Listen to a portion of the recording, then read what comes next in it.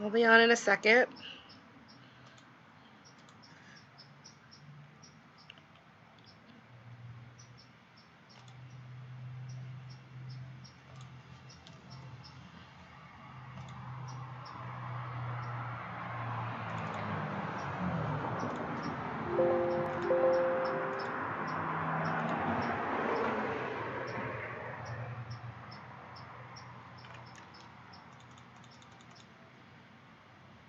Hey, what's up, Valon? I'll be on in a second. I just have to get YouTube set up.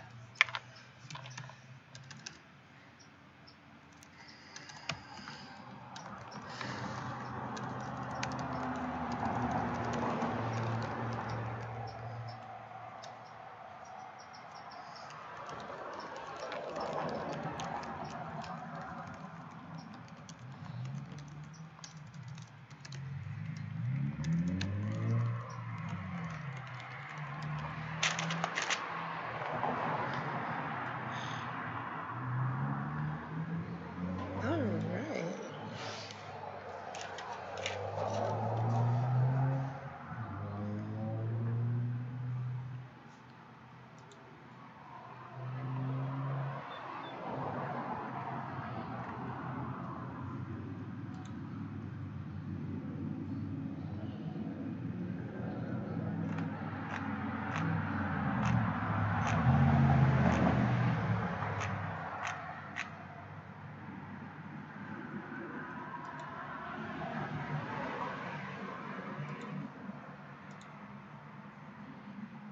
We'll be on in a moment. All right. All right, about to come on, guys.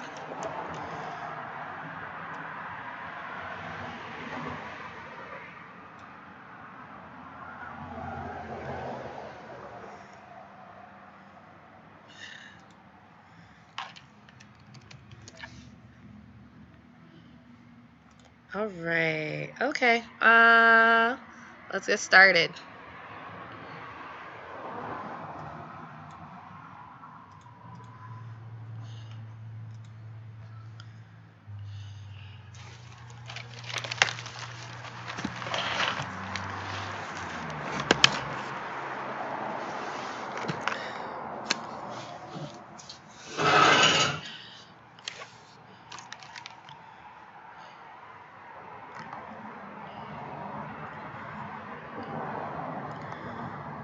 Hey. Hey, so I'm here in the Vegas housing market, and I just want to talk about it because it's a bit of a shame. I know some investors are coming here to speculate. Las Vegas in the 90s was like the fastest growing city in the world. I mean, in the country. I mean, just like 10 to 20% growth. People are coming out here for jobs. In 2001, 9/11 hit. That really affected the tourism industry, and it took about 3 or 4 years for the people to recover. And then in 2008, six, after that, it was everybody was getting a mortgage, and us in Florida were some of the hardest hit places for the housing market crash. Everybody was getting a loan. I got a loan I shouldn't have gotten. Um, Everyone's buying. Everyone thought it would just keep rising, right? All these Californians were buying homes, and of course it crashed because the prices outpaced what people actually made. Vegas is a place where 20 to 50,000 can be stretched pretty well, but it's not infinite, and so it crashed because that speculation from Californians, it didn't last, and the Californians who moved out here lost their jobs as well. So that's what happened. So now it's 2018, 10 years since I purchased my house and let it go here in Las Vegas. And it's in another bubble. So I've been doing this for like 5 years. So there's just different indicators in which you know and can tell that it's in a housing bubble and that it's overpriced and it's not sustainable. And I'm going to go into all of them because I think it's a learning experience because um, yeah, it's just a learning experience. Like you can read these things. Before, I just wonder how people were able to give these warnings, and now we have that knowledge. And I just think it's a good thing we can share it, and you can learn by it and grow because wealth is so integral. And just side note, I know even within my own personal residence, I've gained a lot of equity from these same economic and fundamentals I'm going to show you. So it's not just about my rentals that I've appreciated; it's my own property that I appreciate it if you use the same guidelines, right? So we have YouTube, we have This is on my personal Facebook profile, and this is YouTube streaming for anybody who might catch this on YouTube. Hey JT, hey Jamal. Love my YouTube crowd. Y'all are crazy. So it's going to be a little bit delayed because out here is the only place that's quiet in my home, and we're a little bit outside. So you're going to experience some buffering, but don't worry, like that. I will upload a new one that does not have it, this fresh version. So let's talk about the Vegas housing market and how, if you're in real estate investing, you can tell when these things are happening. So first off, I looked at all the houses in Las Vegas, and right now, if you want a 3-bedroom, 2-bath, like like my houses in my old neighborhood that aren't even, I mean, location wise, they're decent, but the houses are 900 square feet, are going for $130,000. 900 square feet for $130,000, where the average wage is $32,000, right? The average person after taxes is taking home, $1,900, $2,500, $3,000. And the average house is at 130. So that was like my big indicator. I looked for newer houses, not in like my old neighborhood where I grew up, and those are starting at like 250 to 350,000, which is just not sustainable. And then I was like, what's going on? And there's just a lot of outside investors speculating. But the thing is, that just doesn't work. Vegas really wasn't a market for a lot of cash flowing in the low price properties that I like to do and I show my clients how to do. But it was at one time, 3 years ago, good for Airbnb. So a lot of people were doing that. But right now they're cracking down on Airbnb. So right now the money doesn't make sense for what the people are getting paid. With all this speculation, yeah, we're getting a sports team, but there's only so many jobs it's going to bring, and it's not bringing the type of jobs necessarily that facilitates thousands of houses having $350,000 mortgages. It just isn't. So those are my indicators. But then I looked at the housing starts, and in November, about 2/3 of the houses in Las Vegas got 0 bids. And I was like, no wonder, right? And then with the crackdown on Airbnb, I looked into it. And what happened was everyone could do Airbnb, and then Clark County outlawed it. And then North Las Vegas outlawed it. And then Las Vegas has it, but you have to get a special use permit. Las Vegas literally got a company whose sole job was to take hotline information and callers because the people just didn't want the craziness of the Vegas Strip in their backyard. They literally have a hotline that you can call and report an illegal Airbnb. And they have to have a business license and a special use permit that needs to be approved. So there were 1,500 Airbnbs last year, and now there's 1,100. And then they're going to hire another company to continue doing that. So, I mean, it's going to get down to like 200 Airbnbs in the city. And I mean, I sort of understand. I'm all for free market, but like in places like San Francisco and California and New York City, Airbnb does cause a price increase, but the prices were already outside of your control. So like regulated, yeah, I guess it's more foreseeable. But in places like Vegas, if all these investors are buying and they're overpricing the market and the locals cannot buy, they're just not going to buy or default. And so you're starting to see that. And it's just so funny because also on top of that, a lot of the houses that the banks owned because of the foreclosure, because it was so bad, they still own. So all of this artificial not lack of inventory is wrong because banks are just holding on to it because they don't want to flood the market. So they stopped selling them on the foreclosure market so they can get more money back. So that is another part of inflation, and you just can't build any city on a house of cards. We already learned that, so we're right back down to it. So for all of you guys out there, if you see any houses in Vegas you want to invest in, you're like, oh, it's so high, you should immediately take off 20% off your asking price, immediately, without even thinking about it. That's your first thing. And then if it's been on the market 4 or 5 months, you should be at the 30-40%. Or you know what I mean? Like, you could look at what their past history was. So if they bought it for 168 and they're trying to sell it for 250, you're not getting 250. At the most, I'd bid 200 on that. More likely, it might be like 190, especially if it's been on the market 4 or 5 months. So that is what you do when you just get to an overinflated market. And you know what? The first person who wants that money isn't going to do it. But the 10th person will. Because they're just like, what? This is just going to sit on the market. And it's just overpriced. It was getting double-digit growth. And I just hate that because there's so much inventory of real estate owned that the banks are keeping. So it's not even true market supply is down, right? And so that's what's going on as well. So I would do HUD homes if you're going to come out here. Definitely bid 20% below asking automatically, if not more, especially just like in conjunction to what they pay for it. Like no one's going to sell the house for less than what they owe if they don't have to. So if they bought it for 168 5 years ago, don't offer them 168. They want to make some money, but you're not going to make a killing off a price that just isn't sustainable for this city. So that is what I would advise. It's just like, why are you in this again? Why? The banks are playing with us. I remember before you can go to each individual bank, like Wells Fargo, and they had like a real estate area where they were all their foreclosed homes were listed, but weren't necessarily on the MLS. So I would go that route if anything, if purchasing anything here. So that's what's at the Vegas housing market. Like some things are obvious, like the November home sales, but you also need to look at how no one bid on any of the properties, but you also do, what do you do with that? And you just have to start bidding low immediately. And know the Airbnb laws. You just can't do it here anymore. I'm going to look up, see any questions. Hey, Ashley, Miss Burks. Let me see if there's anything else before I talk about what's possible. So I also want to say I just love you guys in my audience. Y'all are amazing. I attract the most smart, capable, creative, adaptive, amazing people. You guys are out there. So much love to all of you guys that help support me in this. And I just really want to talk about what's possible because I meet some people and they're like, you know what? I'm not happy until I make $20,000 a month in real estate. Each month, and that's good, right? Like I love money, but it's just interesting they choose that. I'm like, how much do you make now? It's like 2,000. It's like, what if I give you this? What if you don't need to make $20,000 to be happy in real estate?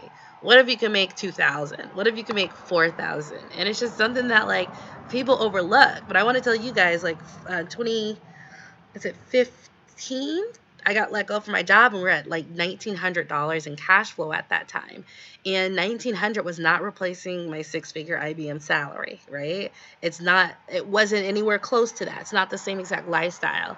But don't underestimate what a few rental properties at $2,000 can give you, because that was enough for me to go, well, why don't I do this full time? I'm helping people. I love what I'm doing. I can inspire people. People are like their whole, when I work with people and we succeed, their whole world changes. They're introduced to a whole world like I was.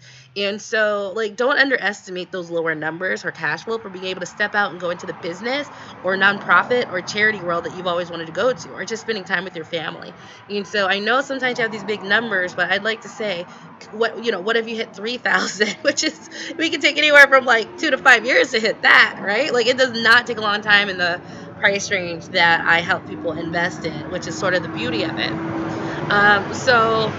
What also is possible, some of my clients, I like talking about exit strategies, and I have clients who are like on their 6th and 7th houses, and now they're looking at, well, why don't I sell off a couple of them, because I now have equity after these 3, 4, 5 years, and sell them and get like a smart apartment complex. Now, I'm going to tell you right now, the small apartment complex, they're not going to be necessarily in your backyard, right? There's just certain regions that have it. You're gonna have to fly out of state, but they are stable. And instead of getting 400 in cash flow, you might get 3,000, right? But it's hard sometimes to have like, I have $80,000 for a small complex, and it's hard if you're just starting out to just jump straight into that. I know some people, you hear these stories, but like honestly, I just don't have a stress level for that. I have enough stress in my life. I don't need more to like jump into something I'm not comfortable with at a faster pace. And I don't think there's a need to do that. And so now that they are comfortable, that's one of the exit strategies as well. So it's just sometimes you don't have $120,000 to put 30% down on a commercial property that's 5 to 7 units, right? But with this investing strategy, within 3 to 5 years, you do have that. So that is definitely one exit plan that a lot of my clients are taking. And also, what's the value of $2,000, right? We were because we had it included Airbnb, so we're at like $3,500 in cash flow when my husband got let go from his job. He's a really good employee, but they were just cutting back because he's a government contractor. And all of a sudden, so now he's writing his first fantasy novel. I don't know if you guys knew that, but I'm into romance and fantasy novels. Like I read them all the time. And his is like about the Appalachian Trail with orcs and dwarves and stuff, which is my thing because I like Lord of the Rings. But like he's finally getting to express that side of him. So it's just something to say, like, let's be great. Like think about those lower numbers as the starting point to get to your huge goal that you hear everyone else working. And maybe can you be happy with it? So you heard me say, I know if I'm a college student and I survived off of $800 a month with my used car, my low insurance payment, and sharing a room, I know 1900 might be enough of what you need, and that's just 1 to 2 years in of you getting those numbers pretty easily. Like it does not take a long time what that can do in your life. So like so right now what we're doing, and it took about 6 years to get there. Well, I'm actually going to sell my house and move abroad for a couple of years. If you're gone for 11 months out of the year, you can get a foreign income. They exclude the first $92,000 of your income from taxes. And I'm like, thank you. So, like, how is that possible, right? And so, first of all, because of this real estate investing, you really apply the strategies to your own primary residence. Because I know we went right to the neighborhood where everybody was scared of, and I'm not. It's a minority neighborhood. I'm black, so I don't care, right? And I moved, like, right next door to it.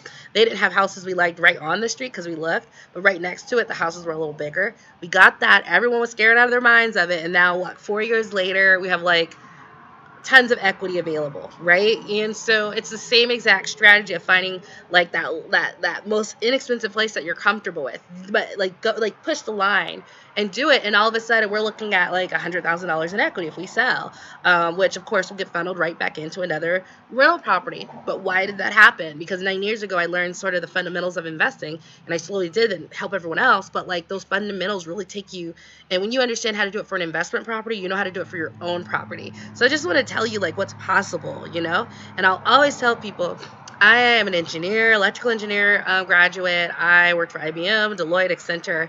Guess what gives more people at that table that we're never invited to? At that fundraiser, what gets me more conversations? The fact that I'm a real estate investor, right? Even with my own personal property, those same fundamentals work. And I mean, you're talking with real wealth, like from your investment or personal. If you apply it, it's an amazing thing. So I want all of you guys to go right next to where you're comfortable at, but like toe the line. And that's it just works. That's when you experience equity. But it's the same fundamentals that I learned from investing in my rental properties when I was living in a super expensive property in Arlington, Virginia, which is one of the most expensive counties in the United States, right? All that government money and double income money. So it's just something to go. So yeah, we are actually selling our house. We're going to put it on the market January 1st.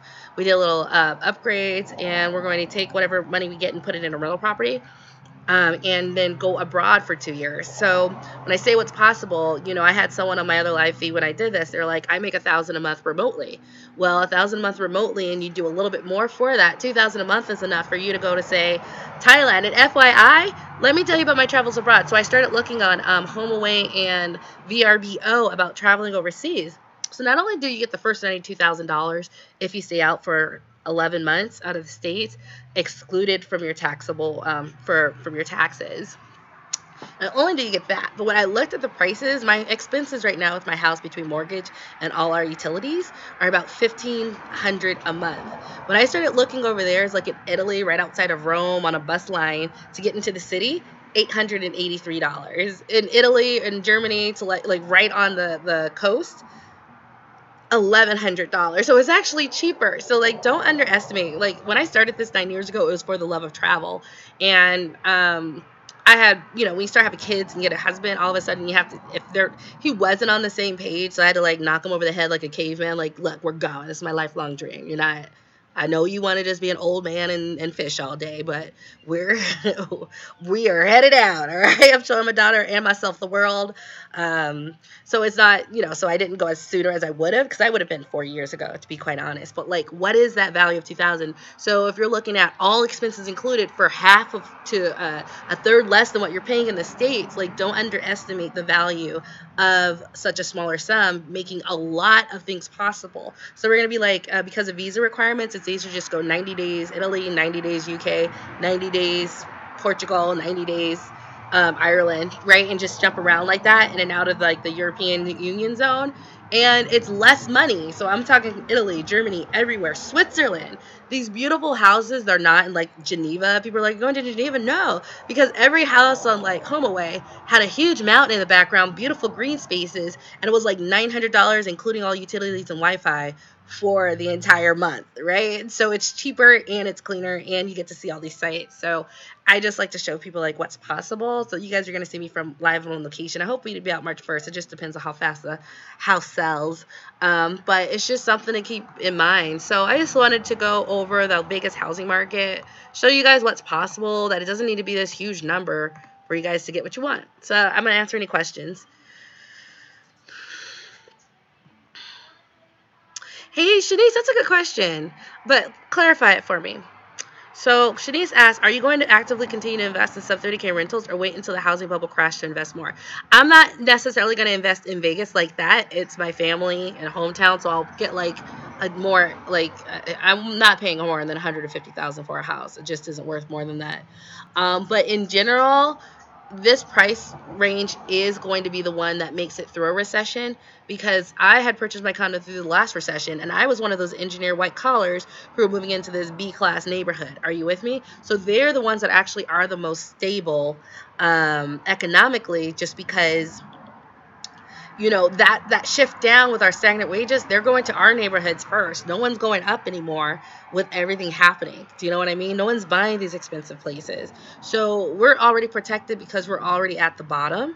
So in certain markets, so the Las Vegas market is different. It's in a bubble. So it was never really good for this type of cash flowing, lower price range, because the rents just weren't that high when it's normal and as it should be. But in general, yes, continue. Yeah, and it's location to location, right? I said the Vegas bubble. I didn't say all bubbles. So like definitely it's going to be per market and what's going on in that market if you want to do that. I think everyone in the world is talking about recession right now, right? Everyone. So you can go, maybe they don't know what they're talking about, but I've noticed when everyone's talking about it, maybe it's coming. I would just say as long as you stay low, you're battling against it. And as long as you make sure your rents are reasonable for that neighborhood, they're going to stay pretty reasonable. The only places where prices really drop is a place like that has environmental issues. So a place like Flint, Michigan will see a really big drop because they have environmental issues, which causes they just can't sell because no one wants to necessarily buy into that infrastructure. But outside of a place like that, you should hold on really steady. There's not like a big catastrophe that can do it. That would make that happen. But that being said, if the recession does cause if the recession does cause the job losses that will occur in those local markets, right? People are going to move out of their more expensive houses or foreclose and move to someplace more modest, which are the neighborhoods that I tend to invest in. So just keep that in mind and be very discerning that job losses do cause a downward pressure. When I work with my people on finding and identifying the right markets for themselves, we actually look at the local economy before we start looking at individual houses. I know in the group, in my free group, the Sub 30K Mastermind group, people look at houses first, but it's a market first approach to us because the market needs to support the fundamentals. So, any other questions before I head off? Thanks for the question. That was a good question. So yeah, stay low, you're okay, but make sure you look at the economy and economic factors. Like my rental income system is like 3 videos on how to analyze the market, where to go to get the information, and how to analyze what you're seeing, right? Because there's a way to understanding the pulse and the tone of how that correlates to the housing market. You can't just take the data without knowing how to put it in perspective and what it means. And so I'm going to look and see if I have any other questions.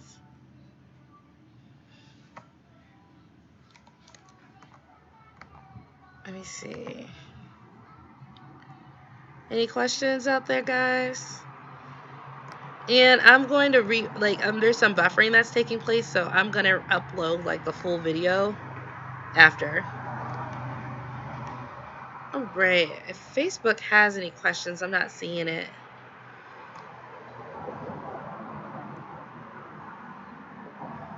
So I would like to say and finish up with Merry Christmas. So this is a YouTube live, so if you found me on your Facebook, it's worth going over to the YouTube channel. And I'm going to get off as soon as I make sure there's no questions that are being asked on my home profile.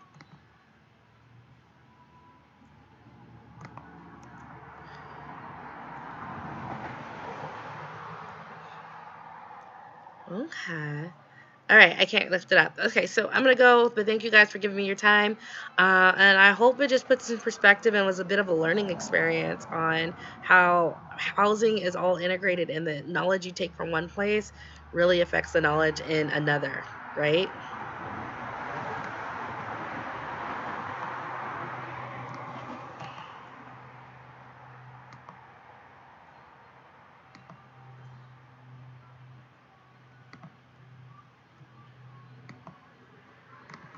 All right, bye guys.